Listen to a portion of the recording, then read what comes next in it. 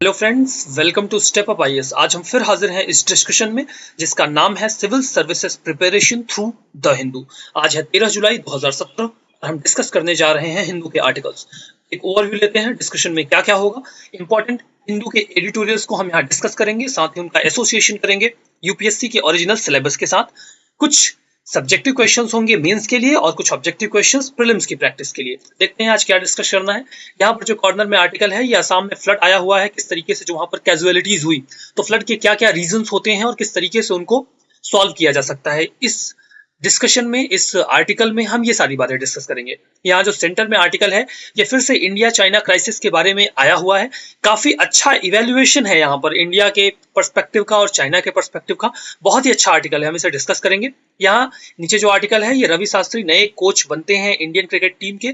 पिछला जो कंट्रोवर्सी हुई थी विराट कोहली की, जो हमारे प्रीवियस कोच थे उनके साथ, तो इसके बाद ये नए कोच सिलेक्ट किए गए हैं। ये हमारे लिए इंपॉर्टेंट आर्टिकल नहीं है, तो इसे हमें डिस्कस नहीं करना है। यहाँ जो आर्टिकल है एयर इंडिया में डिस इन्वेस्टमेंट से रिलेटेड है। पहले भी आर्टिकल डिस्कस किया हुआ है। आज अच्छे पॉइंट जो निकलेंगे उनको हम डिस्कस करेंगे, ठीक है। नेक्स्ट पेज पर देखते हैं क्या है। यहाँ पर ये तो देखिए आर्यंस का किस तरीके से जेनेटिक एवोल्यूशन हुआ है, वो कहाँ किस तरीके से जो आर्यंस की माइग्रेशन थ्योरी है उससे रिलेटेड आर्टिकल है, हमें डिस्कस नहीं करना है, इंपॉर्टेंट नहीं है। यहाँ जो आर्टिकल है ये टेररिज्म से रिलेटेड कुछ अच्छे पॉइंट्स इधर मिलेंगे, इसे देखेंगे। यहाँ पर मालाबार क्राइसिस से मालाबार क्राइसिस क्या होता है, मालाबार एक्सरसाइज है। मालाबार एक्सरसाइज से रिलेटेड आर्टिकल है, हम इसको देखेंगे। कुछ अच्छी बातें यहाँ पर काम की हैं और हर दिन एक कॉन्सेप्चुअल आता है जिसमें एक अच्छे पॉइंट को ये डिस्कस करते हैं। तो वेबलेन गुड्स से रिलेटेड आज एक ये कॉन्सेप्चुअल आया है, मैं आपको बताऊंगा ये क्या होता है। इससे रिलेटेड एक क्वेश्चन यूपीएससी ऑलरेडी पूछ चुकी है, गिफन गुड्स से रिलेटेड यूपीएससी क्वेश्चन पूछ चुकी है, तो नो डाउट वो वेबलेन गुड्स से भी पूछ सकते हैं। तो हम देखेंगे इसको। चलिए अपने डिस्कशन को स्टार्ट करते हैं। पहला जो टॉपिक है फ्लड इन आसाम, ये पेपर 1 का टॉपिक एसोसिएट कर सकते हैं changes in critical geographical features वाले सेक्शन से, ठीक है। कंटेक्स्ट यही है कि आसाम में फ्लड आया, 40 से ज्यादा लोग अभी जो है वो नॉर्मल लाइफ उनकी तितर बितर हो चुकी है, बहुत सारी कैजुअलिटीज हुई हैं, ठीक है। हम इसके साथ ये भी देखते हैं कि जो काजीरंगा नेशनल पार्क है वो भी काफी हद तक इस बाढ़ में डूब गया है, जिससे कि बहुत ज्यादा नुकसान होता है हमारी वाइल्ड लाइफ को।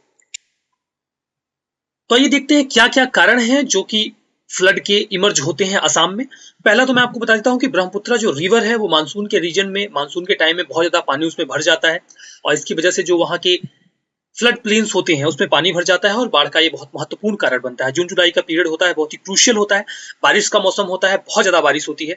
एक जो कारण है ब्रह्मपुत्र रिवर के फ्लड प्लेन्स के डूबने का, वो ये भी है कि जैसा कि हम सभी जानते हैं ब्रह्मपुत्र हिमालयाज के रीजन से आती है। हिमालयाज न्यू माउंटेन्स हैं, वहां पर सेडिमेंट्री रॉक्स है, मतलब सॉफ्ट रॉक्स हैं, तो बहुत ज्यादा सेडिमेंट कैरी करती है ये रिवर। इस तरीके से हम देख भी सकते हैं कि second highest sediment carrying river है पर यूनिट एरिया में। अगर हम देखते हैं तो जब बहुत ज्यादा सेडिमेंट कोई रिवर कैरी करती है तो जो उसका वाटर बेड है वो ऊपर उठ जाता है, क्योंकि बहुत ज्यादा सेडिमेंट्स हो जाते हैं उसकी तली में, तो पानी का जो लेवल है वो ऊपर आ जाता है और जो उसके प्लेन्स होते हैं साइड में, वहां पर फ्लड आने का खतरा बढ़ जाता है। मानसून का पीरियड होता है तो बारिश ज्यादा होती है, एक तो ये कारण मैंने आपको पहले ही बताया। इसके अलावा असम के रीजन में बारिश भी बहुत ज्यादा होती है। नॉर्थ ईस्ट का रीजन वल्नरेबल है पानी को लेकर, बारिश को लेकर। मौसिर नाम भी वहीं पर है, आप जानते ही हैं। उसके अलावा 230 सेंटीमीटर के अप्रोक्सीमेट जो रेन है वहां पर रिकॉर्ड की जाती है। इसके अलावा एक इंपॉर्टेंट रीजन है कि जब ये ब्रह्मपुत्र रिवर नॉर्थ ईस्ट के रीजन में एंट्री करती है तो ये सिंगल चैनल के साथ एंट्री करती है, यहाँ पर मैंने देखिए दिखाया है। लेकिन जब ये असम के रीजन में एंट्री करती है तो इसकी कई सारी ब्रांचेस स्कैटर्ड हो जाती हैं, ब्रेडेड कोर्स इसका बन जाता है, जिसकी वजह से जो इसका एरिया होता है वो बढ़ जाता है और ये एक महत्वपूर्ण कारण बनता है फ्लड के लिए, ठीक है। और ये कारण मैंने आपको यहाँ पर बताए। चलिए देखते हैं कि क्या सॉल्यूशन हो सकता है। सॉल्यूशन तो यही हो सकता है कि गवर्नमेंट कॉम्प्रिहेंसिव रिलीफ प्लान चलाए, ना कि स्टेट गवर्नमेंट जो कि असम की गवर्नमेंट है उसके साथ ही साथ उसको असिस्टेंस लेना चाहिए सेंट्रल गवर्नमेंट का। लेकिन शॉर्ट टर्म जो भी मेजर्स लिए जाएंगे ये सफिशिएंट नहीं होंगे इन प्रॉब्लम्स को क्योर करने के लिए। हमें कुछ ऐसे सस्टेनेबल मेजर्स लेने होंगे जो कि इन प्रॉब्लम्स को लॉन्ग टर्म में और परमानेंटली सॉल्व कर सके। जैसे कि रिमोट सेंसिंग के जरिए हम आइडेंटिफाई कर सकते हैं कि कौन सा एरिया फ्लड के लिए ज्यादा वल्नरेबल है, और जब हम इस चीज को आइडेंटिफाई कर लेंगे तो हम कुछ परमानेंट सॉल्यूशन निकाल सकते हैं। जैसे कि हम इंफ्रास्ट्रक्चर कुछ ऐसा डेवलप कर सकते हैं कि फ्लड की प्रॉब्लम कम हो। हम एम्बार्कमेंट्स बना सकते हैं, रिवर के किनारे ब्रिजेस बना सकते हैं, बिल्डिंग या कम्युनिकेशन स्ट्रक्चर्स ऐसे बना सकते हैं जो कि फ्लड रेजिस्टेंट हो। ठीक है, ये तो एक बात हुई।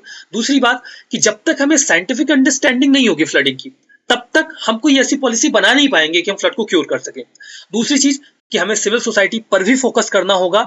जो इमीडिएट रिलीफ होता है या रिहेबिलिटेशन का प्रोसेस होता है, वो सिविल सोसाइटी की मदद से बहुत बेहतर तरीके से किया जा सकता है, तो इस पर फोकस किए जाने की जरूरत है। इसके अलावा काजीरंगा जो नेशनल पार्क है आसाम में, वन हॉर्न राइनो के लिए काफी फेमस है। इस एरिया को बहुत ज्यादा बचाने की जरूरत है, क्योंकि जब भी फ्लड आता है तो देखिए ह्यूमंस को तो किसी न किसी मेजर्स के थ्रू बचाया जा सकता है, या थोड़ी बहुत कैजुअलिटीज तो निश्चित तौर पर होती हैं। अगर कोई भी नेचुरल डिजास्टर आता है तो अपनी जो कैजुअलिटीज है उनको साथ में लेकर आता है, लेकिन एनिमल्स के साथ बहुत बुरा हो जाता है, उन्हें बचा पाना संभव नहीं होता है। और कुछ बुरी यादें हमारी जुड़ी भी हुई हैं, जैसे कि 2012 में जब एक फ्लड आया था तो बहुत सारा एनिमल कैजुअलिटीज हमें देखने को मिली थी। 500 हॉक डियर्स मारे गए थे, 19 राइनोज को हमने खोया था, एंड 22 सांबर पेरिज्ड जो एनिमल्स हैं वो भी मारे गए थे। तो अब इतनी ज्यादा जो बायोडाइवर्सिटी का लॉस है वो हम अफोर्ड नहीं कर सकते, we can not afford this thing. तो हमें जल्द से जल्द इन प्रॉब्लम्स को सॉल्व करने की जरूरत है। और इस पर एक क्वेश्चन है, what are the causes of flood in India, suggest few sustainable mitigation measures for flood problem in India. इस क्वेश्चन को आप फ्रेम करिए, याद रखिएगा सस्टेनेबल मिटिगेशन मेजर्स बताने हैं। ठीक है, नेक्स्ट टॉपिक जो है वो इंडिया चाइना रिलेशंस से रिलेटेड है, देखते हैं। पहले तो मैं आपको थोड़ा सा हिस्ट्री बता देता हूँ, मैंने पहले भी डिस्कस किया है लेकिन थोड़ा सा ब्रीफ में बता देता हूँ, थोड़ा एक ओवरव्यू बन जाता है। मैं आपको बताता हूँ कि 1949 में चाइना में कम्युनिस्ट रिवॉल्यूशन होता है, जिसको लीड करते हैं माओ जेडोंग। माओ जेडोंग का नाम आपने सुना होगा, माओइज्म आप अक्सर सुनते रहते हैं। ठीक है, माओ जेडोंग ने इसको लीड किया, और उसके बाद जो मेनलैंड चाइना था वहां पर कम्युनिस्ट गवर्नमेंट आ गई। और जो वहां पर पहले नेशनलिस्ट गवर्नमेंट थी, जो कि चियान काई शेक के नेतृत्व में, उसने इस कम्युनिस्ट रिवॉल्यूशन को काउंटर भी किया था, उनको भागना पड़ता है, और वो वहां पर एक ईस्ट में जो छोटा सा आइलैंड है ताइवान, वहां पर आ जाते हैं। ठीक है, बहुत सारी कंट्रीज ने तो बहुत बाद में रिकॉग्नाइज किया था, but India was the first country जिसने मेनलैंड चाइना को एज ए कंट्री रिकॉग्नाइज किया 1950s में। और 1950s के साथ ही हमारे और चाइना के जो रिलेशंस हुए इंप्रूव होना शुरू हो गए। 1954 में हमने देखा कि चाइना ने तिब्बत को अपना एक इंटीग्रल पार्ट डिक्लेयर कर दिया। वैसे जो तिब्बत था वो ब्रिटिशर्स के टाइम से ही एक ऑटोनॉमस रीजन हुआ करता था, जो कि बफर जोन का काम करता था इंडिया और चाइना के बीच में। एक्चुअली इंडिया की चाइना से बाउंड्री मिलती नहीं थी, हमारी बाउंड्री तो तिब्बत से मिलती थी। ठीक है, बट जब उन्होंने डिक्लेयर कर दिया चाइना को अपना इंटीग्रल पार्ट, तो हम चाइना के नेबर कंट्री हो गए। हमने इस बात पर कोई अपना ऑब्जेक्शन नहीं जताया, और हमने तिब्बत को चाइना का इंटीग्रल पार्ट एक्सेप्ट कर लिया। अब देखिए, तब तक हमारे और चाइना के बीच में कोई भी बॉर्डर डिस्प्यूट नहीं थे। मैकमोहन लाइन अंग्रेज बनाकर चले गए थे इंडिया और तिब्बत के बीच में, जो अल्टीमेटली इंडिया और चाइना की बाउंड्री बन गई। हमने सोचा कि चलो ये बाउंड्री ओके है, लेकिन 1954 में जब हमने देखे, नेहरू जी ने एक जब मैप पब्लिश किया इंडिया का ऑफिशियल मैप, जिसमें एक्साई चीन का एरिया जो है, कश्मीर वाला जो रीजन है, अगर आप इमेजिन कर पा रहे हो तो उस रीजन को हमने इंडिया में दिखाया, तो चाइना ने इस बात पर अपनी कोई आपत्ति जाहिर नहीं की। 1954 में हमारा पंचशील सिद्धांत भी साइन होता है, 5 principle of peaceful coexistence, Hindi चीनी भाई भाई का नारा दिया गया। ठीक है, तो अब कुछ लोगों का यह भी आर्गुमेंट था कि हमें तिब्बत को इतनी आसानी से इंडिया का इंटीग्रल पार्ट नहीं मान लेना चाहिए, बिकॉज तिब्बत एक बफर जोन था हमारे और चाइना के बीच में। अगर हमने उसको चाइना का इंटीग्रल पार्ट मान लिया तो हमारा और चाइना का बफर जोन खत्म हो जाएगा, और हमारे उसके कॉन्फ्लिक्ट इमर्ज होने के चांसेस बढ़ जाएंगे। तो जैसा कि नेहरू जी काफी आइडियोलॉजिकल थे, उन्होंने बोला we need psychological buffer zone, not a physical buffer zone. ठीक है, अब ये तो बात है, अच्छी लगे बुरी लगे, बात यही है। अब इंडिया चाइना रिलेशंस में हम आगे देखते हैं कि 1959 तक कोई बॉर्डर डिस्प्यूट था नहीं, लेकिन 1959 में हम देखते हैं कि चाइना में या तिब्बत में एक रिवॉल्यूशन होता है तिब्बतियन के थ्रू, जिसको चाइना सप्रेस करता है, और उसके बाद जो वहां के दलाई लामा है वो भागकर इंडिया आ जाते हैं। हमने उनको असाइलम दिया, वो धर्मशाला में आ गए। इस बात से चाइना बहुत ज्यादा चिढ़ गया। उसके बाद चाइना ने ये डिक्लेयर किया कि चाइना के किसी भी लीडर ने मैकमोहन लाइन को अपनी सहमति नहीं दी है। अब चाइना ने इस बात को क्लियर किया कि वो मैकमोहन लाइन को नहीं मानते हैं, और उनके इस स्टेटमेंट देने के साथ ही 1,04,000 किलोमीटर स्क्वायर किलोमीटर का जो एरिया था वो इंडिया और चाइना के बीच में डिस्प्यूटेड हो गया। ठीक है, इसको 3 सेक्टर्स में हम डिवाइड कर सकते हैं। ये वेस्टर्न सेक्टर है, रेड कलर में हमें दिख रहा है। ये मिडिल सेक्टर है, येलो कलर में दिख रहा है। ये वेस्टर्न सेक्टर जो है वो कश्मीर का रीजन है, जो मिडिल सेक्टर है वो हिमाचल प्रदेश उत्तराखंड का रीजन है, और ये ईस्टर्न सेक्टर है। ठीक है, अरुणाचल प्रदेश का और थोड़ा सा सिक्किम का रीजन। हालांकि सिक्किम के रीजन में ऐसा कोई डिस्प्यूट है नहीं, लेकिन अभी डोकलाम में ये प्रॉब्लम इमर्ज हो रही है। ये डोकलाम का जो एरिया है यहाँ पर प्रॉब्लम इमर्ज हो रही है, तो ये अभी हम देखेंगे कहाँ कैसे है। उसके बाद इसी बैकग्राउंड में नेहरू जी ने फॉरवर्ड पॉलिसी चलाई। इस फॉरवर्ड पॉलिसी में हमारी जो आर्मी थी वो धीरे धीरे चाइना के टेरिटरी में आगे बढ़ रही थी, क्योंकि हमारी एक बुरी यादें थी जब सीज फायर हुआ था हमारे और पाकिस्तान के बीच में, तो जो आर्मी जहां थी उसको उतना एरिया मिल गया। तो हमने सोचा कि अगर फर्दर हमारा चाइना के साथ ऐसा कोई कॉन्फ्लिक्ट होता है तो हमारी आर्मी अगर थोड़ा सा आगे रहेगी तो हमें थोड़ी ज्यादा जो टेरिटरी है वो मिल जाएगी। तो नेहरू जी की ये फॉरवर्ड पॉलिसी थी जिससे काफी ज्यादा चिढ़ गया चीन, और इसके चलते 20 अक्टूबर 1962 को वॉर हुआ इंडिया चाइना का। अनफॉर्चुनेटली हम इस वॉर में हारे। ऐसा नहीं है कि हम चाइना के साथ सारे वॉर हारे हैं। 1967 में नाथुला इंसिडेंट हुआ या चोला इंसिडेंट हुआ, उसमें हमारी ये सिक्किम के रीजन में इंसिडेंट्स हुए थे जिसमें हमारी आर्मी ने चाइनीज आर्मी को मारकर पीछे खदेड़ा, जिसमें 400 के अप्रोक्सीमेट चाइनीज सोल्जर्स मारे गए और हमारे भी 70 के अप्रोक्सीमेट लोग शहीद हुए। 1965 में जो हमारा चाइना से पाकिस्तान से वॉर हुआ, या 1971 में जो पाकिस्तान से वॉर हुआ, इसमें चाइना ने पाकिस्तान को बैक किया। अब देखिए उसके बाद जो हमारे रिलेशन थे वो बहुत अच्छे रही नहीं है, लेकिन धीरे धीरे जब हमने लिबरलाइजेशन अपनाया 1991 में या 2000 के बाद जो रिलेशन थे वो थोड़े इंप्रूव होने शुरू हुए। 2004 में नाथुला और जलेपला पासिस को खोल दिया चाइना ने इंडिया के जो मानसरोवर पिलग्रिमेज है उसके लिए, तो रिलेशंस थोड़े से इंप्रूव हुए। उसके बाद जो डिप्लोमेटिक रिलेशंस थे वो आगे बढ़ना शुरू हो गए। ठीक है, यहाँ पर हमने थोड़ा सा इंडिया चाइना बैकग्राउंड देखा। कॉन्फ्लिक्ट अभी प्रेजेंट में क्या है इंडिया और चाइना के बीच में? पहला तो बॉर्डर डिस्प्यूट है, मैंने अभी आपको बताया। सीपीईसी का मुद्दा है, जो चाइना पाकिस्तान इकोनॉमिक कॉरिडोर है, वो वन बेल्ट वन रोड जो पॉलिसी है चाइना की उसका पार्ट है, वो हमारे जम्मू कश्मीर के रीजन से होकर जाता है और यहाँ पर हमारे सॉवरेनिटी कंसर्न्स है। ठीक है, एनएसजी में हमारी मेंबरशिप का चाइना विरोध करता है, ये हमारा कंसर्निंग इशू है। मसूद अजहर को हम एक ग्लोबल टेररिस्ट डिक्लेयर करने का जो प्रपोजल यूएन में रखते हैं, चाइना उस पर वीटो करता है। वो पाकिस्तान को टेररिज्म के मुद्दे पर कॉर्नर करने पर भी पीछे हटता है। चाइना पाकिस्तान नेक्सस जो है वो हमारे लिए कंसर्निंग इशू है। हमारा चाइना के साथ बहुत ज्यादा ट्रेड डेफिसिट है जो कि $47 बिलियन का है। ठीक है, और अभी रिसेंट में जो डोकलाम का इशू है वो तो हम देख ही रहे हैं। ठीक है, अभी जो कॉन्टेक्स्ट है वो ये है कि चाइना और इंडिया की जो आर्मीज हैं वो डोकलाम के मुद्दे पर एक दूसरे के आमने सामने है। इस बात को सुनकर किसी को बहुत ज्यादा सरप्राइज नहीं होना चाहिए, क्योंकि 2000 के बाद लगभग 2500 बार चाइनीज ट्रांस एग्रेशन हमें देखने को मिला है हमारे लाइन ऑफ एक्चुअल कंट्रोल पर, जो कि एक अनडिफाइंड बॉर्डर है इंडिया और चाइना के बीच में। ठीक है, और अभी ये जो डिस्प्यूट है ये कम होता नजर नहीं आ रहा है, और इस पर ये डिस्प्यूट कितने जल्दी सॉल्व होगा ये कुछ जियोपॉलिटिकल फैक्टर्स पर ही डिपेंड करेगा। ठीक है, अब देखा जाए तो ये जो एरिया डिस्प्यूटेड है जिस पर इंडिया और चाइना की आर्मीज फ्रंट पर है, ये डायरेक्टली टेरिटरी इंडिया से रिलेटेड नहीं है। डोकलाम की जो ये डोकलाम प्लेटू है ये भूटान की क्लेम्ड टेरिटरी है, लेकिन भूटान के साथ हमारी एक ट्रीटी है 1950s की, जिसको हमने रिवाइज भी किया है 2007 में, जिसके तहत अगर भूटान के ऊपर कोई भी अटैक होता है जो उसकी सॉवरेनिटी को हर्ट करता है तो उसको इंडिया अपने ऊपर अटैक मानेगा, और इसके तहत हमारी रिस्पॉन्सिबिलिटी है कि हम चाइना को काउंटर करें और भूटान के बैक में खड़े हों। ठीक है, इस आधार पर जो इंडिया और चाइना की आर्मीज हैं वो आमने सामने है। सिग्निफिकेंस क्या है इस इवेंट का? सिग्निफिकेंस ये है कि ये इंडिया का इन्वॉल्वमेंट है जो कि चाइना के स्टेटस को तोड़ने से रोक रहा है। ठीक है, चाइना ने प्रयास किया कि वो भूटान का जो रीजन है डोकलाम का, वहां पर एक वो रोड बनाए, और ये रोड बनाना कहीं ना कहीं चाइना के परमानेंट प्रेजेंस को वहां पर इंश्योर करेगा, और इससे जो हमारा चिकन नेक का एरिया है, जो चुम्बी वैली का एरिया है, वो भी थ्रेट में आ जाएगा। और इससे हमारे कंसर्न जुड़े हैं, क्योंकि that is the only linkage between mainland India and our north east region. अगर इस चिकन नेक के रीजन पे कोई थ्रेट आता है और यहां पर अगर कब्जा कर लिया जाता है तो हमारा कनेक्शन हमारे नॉर्थ ईस्ट के साथ खत्म हो जाएगा। तो इस आधार पर हम चाइना के एग्रेशन को इस एरिया में बर्दाश्त नहीं कर सकते। साथ ही ये सिग्निफिकेंस भी है कि दिखाता है कि किस तरीके से दिल्ली और थिम्पू जो है वो एक साथ हैं और वो मिलकर किसी भी प्रॉब्लम का सॉल्यूशन निकालने में सक्षम है। इंडिया को नो डाउट सिक्किम सेक्टर में मिलिट्री एडवांटेज है, क्योंकि भूटान से वो अपना एक जो मोर्चा है वो खोल सकते हैं। ठीक है, अब देखिए एक जो प्रॉब्लम है वो ये है कि इंडिया और चाइना का जो कॉन्फ्लिक्ट है इस पर कोई एग्रीड स्टेक नहीं है कि आखिर स्टेक है क्या। जैसे चाइना का जो स्टेक है वो ये है कि वो कहता है कि डोकलाम के मुद्दे पर उसकी टेरिटोरियल सॉवरेनिटी थ्रेट में है, वो डोकलाम पर अपना क्लेम करता है।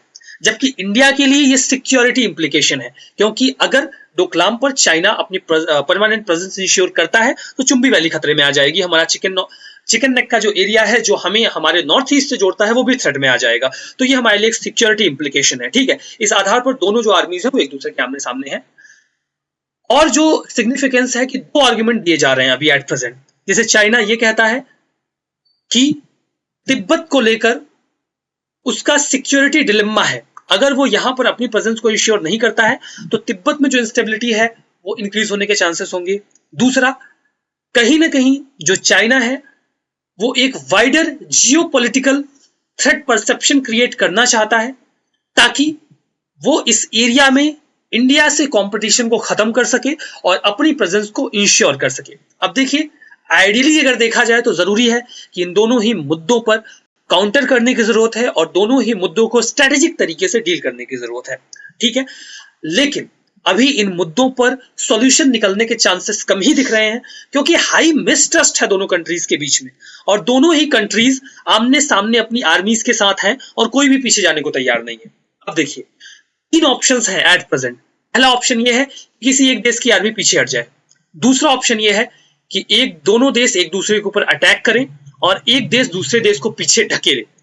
तीसरा जो ऑप्शन है वो ये है कि डिप्लोमेसी के थ्रू इस प्रॉब्लम का सॉल्यूशन निकाला जाए। एक तो अच्छा सॉल्यूशन होगा कि दोनों आर्मीज एक साथ पीछे चली जाए। ठीक है, पहला सॉल्यूशन तो हमें अभी दिखता नहीं है।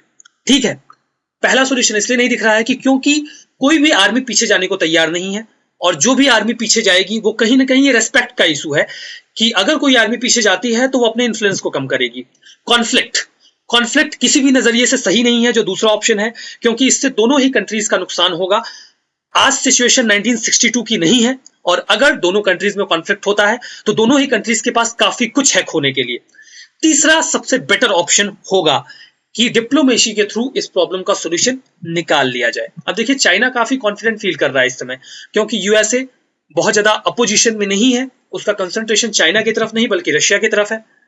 और इसके साथ हम ये भी देखते हैं कि शिंजो आबे जो है, जिनकी अभी मीटिंग हुई G20 में इनके साथ सी जिनपिंग के साथ, उन्होंने भी वन बेल्ट वन रोड की जो पॉलिसी थी चाइना की उसको अपीस किया और उन्होंने बोला कि वो फ्रेंडली रिलेशंस रखेंगे। तो दोनों जो उसके मेन राइवल्स हैं उनसे उसको बहुत ज्यादा खतरा लग नहीं रहा है, तो वो लड़ने को तैयार है। ठीक है, कई तरीके के एग्रेसिव स्टेटमेंट्स आ रहे हैं उनके ऑफिशियल अथॉरिटीज के थ्रू। अभी हम इवैल्यूएशन करते हैं चाइना का और इंडिया का। ठीक है, ये बहुत अच्छा इस आर्टिकल में दिया गया है। इवैल्यूएशन ये है कि ईस्टर्न फ्रंट पे तो चाइना थोड़ा संभल के रहता है। ईस्टर्न फ्रंट की अगर हम बात करते हैं तो हम साउथ चाइना सी की बात कर रहे हैं, तो वहां पर चूंकि उसको बहुत ज्यादा कंटेनमेंट मिलता है यूएस और जापान के अलायंस से, लेकिन वेस्टर्न फ्रंट पे वो काफी कंफर्टेबल फील करता है थ्रेट देने में या फिर आगे बढ़ने में, क्योंकि उसको ये पता है कि कोई भी कंट्री इंडिया के साइड में अनकंडीशनली खड़ी नहीं होगी। ठीक है, कहने को भले लोग बोलते हैं कि हाँ हम इंडिया के साथ है, कंटेन करेंगे चाइना को, बट ऐसा नहीं है। चाइना के साथ बहुत सी सारे इकोनॉमिक इंटरेस्ट जुड़े हैं सारी कंट्रीज के, तो ऐसे कोई अनकंडीशनली इंडिया के साथ नहीं आएगा। पॉइंट नंबर 2, चाइना के इस समय रशिया के साथ भी बड़े स्ट्रेटेजिक इक्वेशन बढ़िया चल रहे हैं। ठीक है, पॉइंट नंबर 3, अभी जो इन्वायरमेंट है वो काफी कंफर्टेबल है चाइना के लिए ग्लोबल लेवल पे, क्योंकि सारी ही कंट्रीज के काफी अच्छे इकोनॉमिक रिलेशन है चाइना के साथ।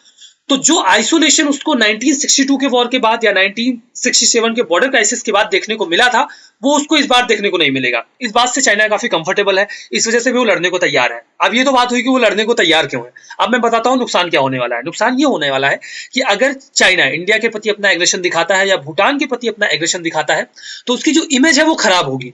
जो वो वन बेल्ट वन रोड को लेकर पूरी दुनिया में आगे बढ़ रहा है, अपना बहुत बड़ा प्रोजेक्ट लेकर वो जो आगे बढ़ रहे हैं, वहां पर उनकी जो इंपीरियलिस्टिक पॉलिसी है वो सामने आने लगेगी और चाइना की इमेज खराब होगी। पॉइंट नंबर 2, जो एंटी चाइनीज सेंटीमेंट इंडिया में देखने को मिलेगा उसका निश्चित तौर पे वॉशिंगटन और टोक्यो यानी जापान फायदा उठाएगा।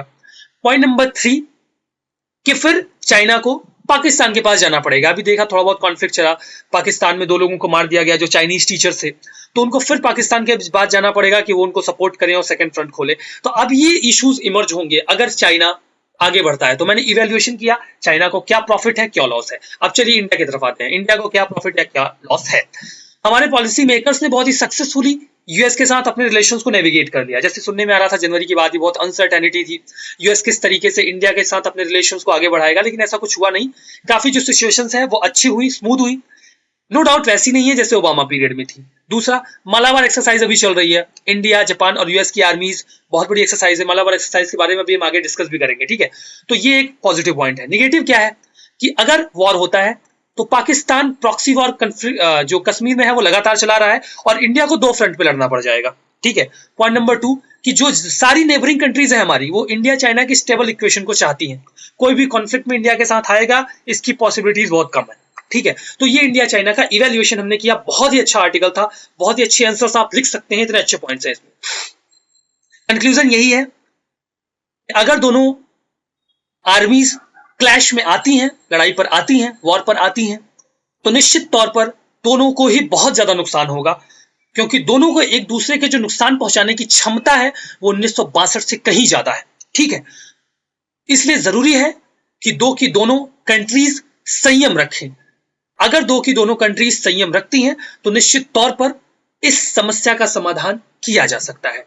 आगे एक क्वेश्चन है इस पर, India and China have sustained a long relation with conflict and cooperation in the past, in the light of present Doklam conflict suggest how both countries can repair their ties। बहुत ही अच्छा question है, आप इसको frame करिए। तीसरा topic है air India में dish investment की बात चल रही है। पेपर 3 के रिसोर्स मोबिलाइजेशन का जो टॉपिक है वहां से एसोसिएट करेंगे। कंटेक्स्ट यही है कि यूनियन कैबिनेट ने प्रिंसिपल अप्रूवल दे दिया है एयर इंडिया के डिस इन्वेस्टमेंट पर। देखते हैं, पहले भी ऐसा अटेम्प्ट किया गया है। वाजपेयी गवर्नमेंट के टाइम पर अटल बिहारी वाजपेयी ने एक कोशिश की थी कि एयर इंडिया काफी लॉस में चल रही थी तो उनके जो स्टेक्स थे उनको बेचा जाए। 2000 के समय में, मई 2000 में जब अटल बिहारी वाजपेयी की गवर्नमेंट ने एयर इंडिया के स्टेक को बेचने की बात की थी तो उन्होंने सिर्फ 40% स्टेक बेचने की बात की थी। मतलब वो उसके बाद भी एयर इंडिया पर जो पब्लिक सेक्टर का ठप्पा था वो लगाए रखना चाहते थे। और जब बात हुई फॉरेन इन्वेस्टमेंट की तो उसको उन्होंने 26% से ज्यादा अलाउ नहीं किया। अब 26% से कम, उस समय जो रूल्स थे वो ये थे कि अगर कोई फॉरेन कंपनी 26% से कम एविएशन सेक्टर में इन्वेस्ट कर रही है तो उसको इंडियन कंपनी के साथ अलाई होकर इन्वेस्ट करना पड़ेगा। इस बात से फॉरेन कंपनीज को बहुत ज्यादा दिक्कत थी। कंडीशन ये थी कि 6 महीनों से लगातार एयर इंडिया लॉस में जा रही थी और जो एम्प्लॉय और एयरक्राफ्ट का रेशियो था वो 750 था। हमारे पास उस समय केवल 15 एयरक्राफ्ट थे और जो एम्प्लॉयज थे वो बहुत ज्यादा थे, 750 पर फ्लाइट जो एम्प्लॉयज थे वो हमारे पास थे। सिंगापुर में ये जो नंबर था वो पर फ्लाइट सिर्फ 91 एम्प्लॉय थे। तो हमारी इफिशियंसी बहुत कम थी, ठीक है, बहुत ज्यादा कॉस्ट थी हमारी। इस इफिशियंसी के चलते जो एयर इंडिया है वो लगातार लॉस में जा रही थी। पहले की कंडीशन पर ही हम बात कर रहे हैं। गवर्नमेंट चाहती थी कि एयरलाइन का डिस इन्वेस्टमेंट किया जाए। कई सारे पोटेंशियल बिडर्स भी सामने आए। फॉरेन इन्वेस्टर्स ने इंटरेस्ट नहीं लिया क्योंकि वो ऑब्लिगेटेड थे डोमेस्टिक कंपनीज के साथ टाई अप के लिए। तो बहुत सारे जो फॉरेन कंपनीज थे उन्होंने अपने पांव पीछे खींचे और इंड में केवल 2 ही बिडर बचे, एक तो हिंदुजा ग्रुप और दूसरा सिंगापुर की जो एविएशन कंपनी थी प्लस टाटा जी की जो कंपनी थी। ये 2 ग्रुप बचे लास्ट में, जिसमें हिंदुजा के ऊपर बोफोर्स आर्म्स स्कैंडल का आरोप ऑलरेडी लगा हुआ था। तो इनको भी जो गवर्नमेंट थी उसने मना कर दिया, बोला कि आप स्कैंडल में फंसे हुए हैं तो आप बिडिंग नहीं कर सकते। अब केवल एक ही बची, सिंगापुर प्लस टाटा। तो लेटर ऑन जब इन्होंने इवैल्यूएशन किया इस कंपनी का तो उन्होंने भी अपने पांव पीछे खींच लिए और ये जो डिस इन्वेस्टमेंट का प्रोसेस था at the time of Atal Bihari Vajpayee वो नहीं हो पाया। अभी की कंडीशन हम देखते हैं, अब तो काफी अच्छी कंडीशन हो गई है। एयर इंडिया की 150 एयरक्राफ्ट है हमारे पास। अब जो कंपनी है, मतलब जो एयर इंडिया है, उसने ट्रैफिक और जो मार्केट लीडरशिप है उसको भी अपने डोमिनेंस में नहीं रखा है। ओपन कंपटीशन है। अगर मिस्टेक्स हमें सिखाती हैं तो हमें सीखने की जरूरत है कि इस बार हम बिडिंग के पर्पस को इस तरीके से रेगुलेट करें कि पिछली बार की तरह हालत हमारी ना हो और इस बार बिडिंग सक्सेसफुल हो जाए और हम एयर इंडिया का सक्सेसफुली डिस इन्वेस्टमेंट कर पाए। अभी भी जो एयर इंडिया है वो $8 बिलियन के लॉस में है और अभी 2012 में $5.8 बिलियन का बेल आउट भी दिया गया था एयर इंडिया को, जो कि निश्चित तौर पर टैक्स पेयर्स की मनी होती है, ठीक है। फॉरवर्ड यही है कि जब भी गवर्नमेंट डिस इन्वेस्टमेंट कर रही है तो उसको इस तरीके से करना चाहिए कि टैक्स पेयर्स को नुकसान ना हो, ठीक है। टैक्स पेयर्स का पैसा इसमें ना फंसे, जो कि कई बार बेल आउट में गवर्नमेंट को पे करना पड़ता है। दूसरा, गवर्नमेंट को अपना इंटरफेरेंस कम करना चाहिए और कंपटीशन को बढ़ाना चाहिए, बिडिंग अच्छी होगी, ठीक है। कंपटीशन एयर ट्रेवल मार्केट में अगर इंक्रीज नहीं होता है तो फिर देखिए, अगर प्राइवेट सेक्टर इन कंपनीज को खरीद लेती हैं तो फिर कंपटीशन इंक्रीज नहीं होगा, क्यों इंक्रीज नहीं होगा? प्राइवेट सेक्टर कंपनीज मार्केट पे डोमिनेंस रखती हैं, कुछ गिनी चुनी एयरलाइंस है जो इंडिया में काम कर रही हैं, लेकिन अगर फॉरेन कंपनीज आकर बिडिंग करती हैं तो निश्चित तौर पर कंपटीशन बढ़ेगा। तो गवर्नमेंट को चाहिए कि वो एक अच्छा लेवल प्लेइंग फील्ड क्रिएट करे फॉरेन कंपनीज के लिए, ताकि अच्छा कंपटीशन क्रिएट हो सके। और इसके लिए साफ स्क्रूटनी करने की जरूरत है। जैसे देखा हमने जब हिंदुजा ग्रुप की बात करी थी तो उस पर अपोजिशन ने बहुत क्रिटिसाइज किया कि इनके खिलाफ तो बोफोर्स का घोटाला चल रहा है, ये कैसे इसमें पार्टिसिपेट कर सकते हैं। तो अगर कोई ऐसा क्रिटिसिज्म होता है तो उसकी स्क्रूटनी होनी चाहिए कि कोई हिडन वेस्टेड इंटरेस्ट तो नहीं है जो लोग क्रिटिसाइज कर रहे हैं। इस चीज को इवेल्युएट करके ही उन ऑब्जेक्शंस को एक्सेप्ट किया जाना चाहिए। ठीक है, गवर्नमेंट को चाहिए कि वो पूरी तरीके से अपने स्टेक्स को बाहर करे इस कंपनी से, कंपनी को पूरी तरीके से प्राइवेटाइज करे अच्छे ऑपरेशंस के लिए। आज जो रिफॉर्म्स हैं उनकी डिमांड है एक अच्छे पॉलिटिकल करेज की, इकोनॉमिक विजडम की और बिजनेस लाइक श्रूनेस की। श्रूनेस का मतलब होता है चालाकी, मतलब बिजनेस की तरह जो एक बिजनेसमैन की चालाकी होती है वो चाहिए, एक राजनेता का साहस चाहिए और एक आर्थिक बुद्धिमत्ता चाहिए। और तभी जाकर हम इस जो डिसइन्वेस्टमेंट का मुद्दा है इसमें गवर्नमेंट को बेनिफिट में ला पाएंगे और अपने जो टैक्स पेयर्स हैं, अपनी जो कॉमन मनी है, पब्लिक मनी है, उसकी सेफ्टी को इंश्योर कर पाएंगे। ठीक है, तो ये टॉपिक हमने डिस्कस किया। नेक्स्ट जो हमारा नेक्स्ट टॉपिक है वो टेररिज्म से रिलेटेड है। पेपर 3 से टॉपिक को एसोसिएट कर सकते हैं, role of external state and non state actors. Context यही है कि 26 जून को जो मीटिंग हुई प्रेसिडेंट डोनाल्ड ट्रंप और प्राइम मिनिस्टर नरेंद्र मोदी की, उसके एक दिन पहले हिजबुल मुजाहिदीन के जो लीडर हैं सैयद सलाहुद्दीन, उनको specially designated global terrorist US ने डिक्लेयर किया। ठीक है, अब इसके कंटेक्स्ट में आर्टिकल को लिखा गया है, कुछ बातें हैं कि जब किसी भी टेररिस्ट को डेजिग्नेट कर दिया जाता है स्पेशल टेररिस्ट के तौर पे, तो ये उम्मीद की जाती है कि उनका जो मूवमेंट है वो थोड़ा सा हैम्पर होगा और उनकी जो फाइनेंसिंग है उसको कर्व करने में आसानी होगी। उसके बाद इंडिया और यूएस के प्रेसिडेंट ने एक ज्वाइंट स्पीच दी, एक ज्वाइंट स्टेटमेंट दिया, जिसमें उन्होंने कहा कि जो भी ऐसे देश हैं जो कि एक हेवन बने हुए हैं टेररिस्ट के लिए, उनको अपनी धरती से टेररिज्म को खत्म करना होगा। और ये ज्वाइंट स्टेटमेंट था, ये दिखाता था कि अब जो कंट्रीज हैं वो आपस में टेररिज्म के मुद्दे पर कोऑपरेट करने के लिए तैयार हैं और वो लोहा लेने के लिए तैयार हैं कुछ टेररिस्ट ऑर्गेनाइजेशंस के खिलाफ, जैसे मोहम्मद, लश्कर ए तैयबा एंड डी कंपनी वो दाऊद की कंपनी है। ठीक है, लेकिन जो एक बात यहां पर की गई कि अगर किसी भी टेररिस्ट को स्पेशली डेजिग्नेटेड टेररिस्ट डिक्लेयर कर दिया जाएगा तो उनकी फाइनेंसिंग या उनके मूवमेंट को कर्व करने में आसानी होगी। तो ऐसा हमें पहले देखने को नहीं मिला है। जैसे कि मसूद अजहर को, जो जैसे मोहम्मद के लीडर हैं, या हाफिज सईद को जो एलईटी के लीडर हैं, जब इनको ऑलरेडी डेजिग्नेट किया जा चुका है as a global terrorist, specially designated terrorist, फिर भी इनकी जो एक्टिविटीज हैं वो काफी फल फूल रही हैं और कोई भी ऐसा कंटेनमेंट इनके एक्शंस के खिलाफ हमें देखने को नहीं मिल रहा है। और इनके जो अटैक्स हैं वो जम्मू एंड कश्मीर में अभी भी कंटिन्यूड है।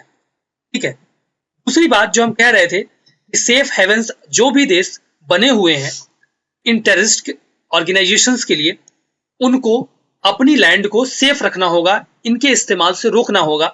तो अब ये सेफ हेवंस कौन सी कंट्रीज हैं, ये भी ओपन फॉर इंटरप्रिटेशन है। कहने को तो इंडिकेशन पाकिस्तान की तरफ था, लेकिन इंटरप्रिटेशन अभी भी ओपन है। दूसरी बात कि चाइना और पाकिस्तान लगातार टेररिस्ट को बैक करते हैं। हमने देखा कि मसूद अजहर को जब भी इंडिया रेजोल्यूशन पेश करता है यूएन में तो चाइना उसको वीटो करता है और उसको ग्लोबल टेररिस्ट डिक्लेयर होने से रोकता है। ठीक है, तो अभी एक बात हमारे सामने आ गई है कि अगर बिल्ली चूहा नहीं पकड़ रही है तो हमें चूहा पकड़ने का मैकेनिज्म बदलना पड़ेगा। Now there is time to change the method by which we can contain the terrorism process। ठीक है, तो इस आर्टिकल में 2-4 बातें थी, ज्यादा इंपॉर्टेंट तो नहीं था। मलाबार क्राइसिस के बारे में बात करते हैं, अभी जो हो रही है। मलाबार क्राइसिस 1992 में शुरू हुई थी बायलैटरल एक्सरसाइज के फॉर्म में। बाद में इंडिया और यूएस की बायलैटरल एक्सरसाइज ये थी। बाद में इसको 2015 में जापान ने भी ज्वाइन कर लिया। बाकी कई कंट्रीज बीच बीच में इसको ज्वाइन करती रहती हैं। जैसे कि हमने देखा कि आगे मैं बताऊंगा आपको, जैसे 2007 में यहाँ पर मेंशन किया है मैंने, 2007 में कई और कंट्रीज ने इसमें पार्टिसिपेट किया था। ठीक है, जैसे सिंगापुर ने पार्टिसिपेट किया था और इसके अलावा ऑस्ट्रेलिया ने भी पार्टिसिपेट किया था, वो आगे मिलेगा आपको। ये जो मलाबार प्रैक्टिस है ये काफी इंपॉर्टेंट है क्योंकि इस बार लार्जेस्ट पार्टिसिपेशन हमें देखने को मिल रहा है। 16 ships, submarines and 95 aircraft tackling part वगैरह, ये सब चीजें तो इंपॉर्टेंट नहीं है, मतलब काफी बड़ी एक्सरसाइज इस बार है। और ये इसलिए भी इंपॉर्टेंट हो जाती है क्योंकि जैसा कि मैंने अभी डिस्कस किया इंडिया चाइना रिलेशंस में कि इंडिया और चाइना की आर्मी आमने सामने है, और इन तीनों कंट्रीज का जो अलायंस है इंडिया, यूएस और जापान का, ये कहीं ना कहीं एक सिग्निफिकेंस रखता है। एक सिग्निफिकेंस और भी है इसका क्योंकि पहली बार तीनों कंट्रीज के जो एयरक्राफ्ट कैरियर्स हैं वो पार्टिसिपेट कर रहे हैं। इंडिया का आईएनएस विक्रमादित्य, यूएस का यूएसएस निमिट्ज, ठीक है, यूएसएस निमिट्ज, कई बार काफी टफ वर्ड्स आ जाते हैं बोलने में। और तीसरा जो जापान का है जेएस इजुमो है एग्जैक्टली, ठीक है, तो जेएस इजुमो है। तो ये सभी पार्टिसिपेट कर रहे हैं इस बार मलाबार एक्सरसाइज में। अब देखिए ये इंपॉर्टेंट क्यों है? इंपॉर्टेंस इसकी इसलिए है क्योंकि चाइना अपने मिलिट्री स्ट्रेंथ को बढ़ा रहा है, राइवलरी चली रही है, अभी आप देख ही रहे हो डोकलाम के मुद्दे पर इंडिया चाइना की जो आर्मीज है वो आमने सामने है। इसके अलावा जो इंपॉर्टेंट है वो ये है कि इस बार स्पेशल फोकस है एंटी सबमरीन वॉरफेयर पे। तीसरा कि इंडिया और यूएस दोनों के दोनों ही बोइंग P-81 लॉन्ग रेंज जो मैरीटाइम पेट्रोल एयरक्राफ्ट हैं उनके जरिए इस एक्सरसाइज को कंटिन्यू कर रहे हैं। तो इससे काफी कंसर्न रहता है चाइना को। चाइना को क्या कंसर्न है और भी हम यहाँ देख सकते हैं कि चाइना हमेशा मालाबार ग्रुपिंग को इस तौर पर देखता है कि ये उस चाइना को कंटेन करने के लिए है, ठीक है। और कई सारी जो कंट्रीज हैं, ऑस्ट्रेलिया भी लगातार कोशिश करता है कि उस मालाबार एक्सरसाइज में ज्वाइन करे, इससे भी चाइना को कंसर्न रहता है। सितंबर 2007 में जैसे अभी मैं बता रहा था कि कई सारी कंट्रीज ने पार्टिसिपेट किया, ऑस्ट्रेलिया, जापान, सिंगापुर सभी ने ज्वाइन किया मालाबार एक्सरसाइज को, तो इससे चाइना को बड़ी दिक्कत हो गई। चाइना ने क्वेश्चन भी किया कि आखिर आपका जो इंटेंशन है वो क्या है इस एक्सरसाइज के पीछे, मतलब क्या इंटेंशन, आप क्या चाहते हो, आप ऐसी एक्सरसाइज क्यों करते हो? तो हम तो बोलते हैं कि कोऑपरेशन करने के लिए करते हैं, लेकिन कोऑपरेशन क्या ही करते हैं आपको तो पता ही है। दूसरी चीज ये है कि ऑस्ट्रेलिया जो है वो भी लगातार इस गेम को ज्वाइन करना चाहता है, परमानेंट मेंबर बनना चाहता है, लेकिन इंडिया नहीं चाहता कि ऑस्ट्रेलिया इसकी परमानेंट मेंबरशिप ले, इस वजह से उसको नहीं मिल पाता है। इस बार भी कैनबरा यानी ऑस्ट्रेलिया ने कोशिश की थी कि उसको इस एक्सरसाइज में ऑब्जर्वर का स्टेटस मिले, इंडिया ने इसका विरोध किया था और उसे नहीं दिया गया, ठीक है। देखते हैं कि एक कॉन्सेप्चुअल आता है हिंदू में जिसमें वो अच्छे अच्छे डेफिनेशंस देते हैं, बड़ा अच्छा डेफिनेशन इसमें देते हैं। आज जो दिया है वो वेबलिन गुड के बारे में दिया है। अब देखिए गिफन गुड पर एक क्वेश्चन यूपीएससी ऑलरेडी पूछ चुकी है 2015 में, तो कोई बिल्कुल है कि वो वेबलिन गुड पे भी पूछ सकते हैं, ठीक है। वेबलिन गुड होते क्या है? वेबलिन गुड्स ऐसे सामान होते हैं, ऐसे गुड्स होते हैं जो डिमांड एंड सप्लाई के रूल्स को फॉलो नहीं करते। अभी डिमांड एंड सप्लाई का रूल क्या होता है?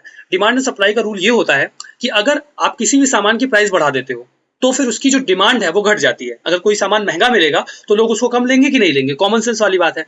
और अगर आप किसी चीज के प्राइस को घटा देते हो, अगर किसी सामान को आप सस्ता कर देते हो तो उसकी डिमांड बढ़ जाती है। ये तो कॉमन सा रूल है डिमांड एंड सप्लाई की। लेकिन वेबलिन गुड्स ऐसे गुड्स होते हैं अगर उनकी प्राइस को बढ़ा दिया जाए तो उनकी डिमांड बढ़ जाती है, ठीक है। मतलब वो डिमांड एंड सप्लाई के रूल्स का अपोजिशन करते हैं, उसका उल्टा काम करते हैं। और इसके लिए बहुत ही कॉस्टलियर जो आइटम्स होते हैं, लग्जरी गुड्स होते हैं, उन पे आप देख सकते हो, जैसे कि डायमंड आप ले लो।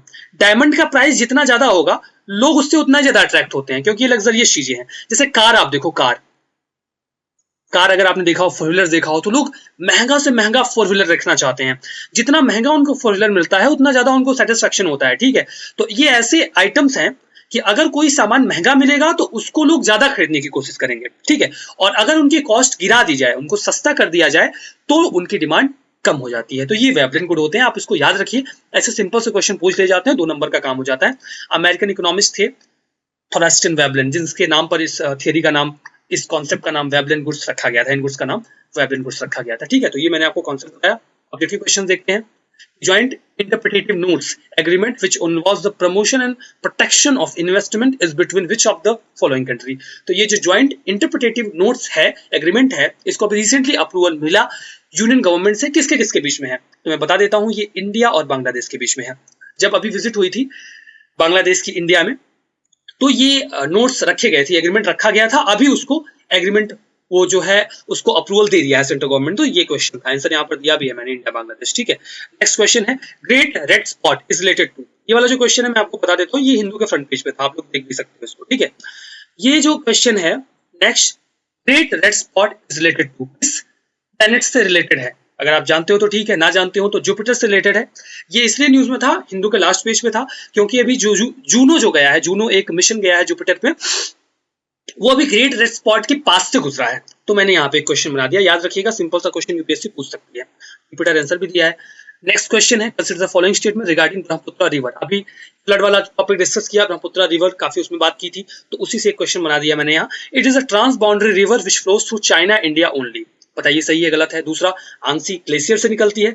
तीसरा, ब्रेडेड रिवर है ये और सस्पेक्टेबल चैनल है, माइग्रेशन एंड एवोल्यूशन होता रहता है। ठीक है, अब बताना है कौन सा सही है गलत है। तो पहला तो गलत है, आपको पता है बांग्लादेश से भी जाती है, बाकी दोनों सही है, तो आंसर होगा 2 और 3। यह आंसर दिया भी गया है। जो नेक्स्ट क्वेश्चन है वो ये है कि कंज्यूमर प्राइस इंडेक्स, ये भी हिंदू में न्यूज में दिया गया था, मैंने क्वेश्चन फ्रेम किया है। It is a major index which measures inflation, सही है गलत है। CPI industrial worker IW and CPI agricultural labour bureau release करता है और वे बेस ईयर 2011-12 है। कौन सा सही है कौन सा गलत है, तो सारे ही सही हैं, आप जानते ही हो। तो यहाँ पर जो हमारा डिस्कशन है वो खत्म होता है। न्यूज डिस्कशन अभी अपलोड किया जाएगा, आप उसे जरूर देखें, काफी बेनिफिट होगा पेपर 2 और पेपर 3 के लिए, इन दोनों ही वीडियो से।